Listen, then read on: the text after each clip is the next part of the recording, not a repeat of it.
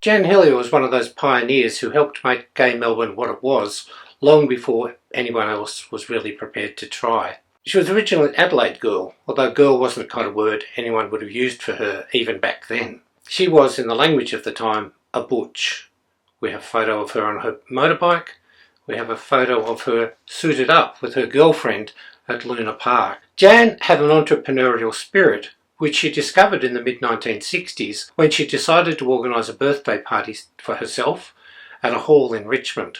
In those days, you couldn't serve alcohol without a licence, and you couldn't get a licence unless it was a special event. A birthday would count, and so she did. She got a licence, she booked the hall, she invited her friends.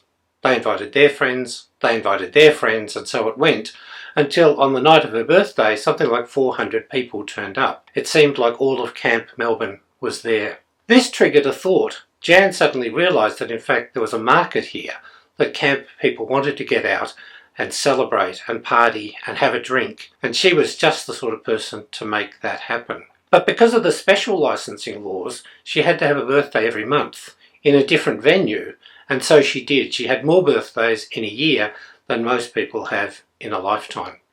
Ultimately, this triggered her ambitions, and she became well known for her parties, for entrepreneurialism, and people started asking her to organise events at their pubs on quiet nights. And then she started to organise her own events, where she actually took the initiative, and places like Darling Street in South Yarra. She would organise events, sometimes lasting for years at a time, at venues in various parts of Melbourne, South Yarra, Richmond, Carlton, and so on.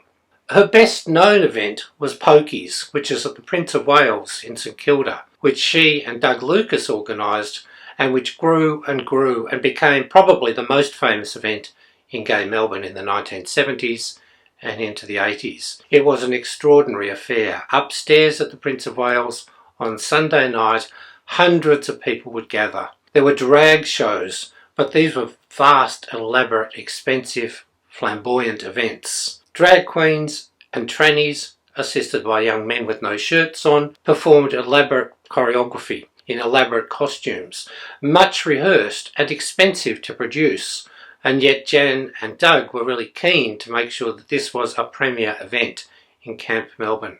It's probably the thing that most people remember most when they think about Melbourne in the 70s.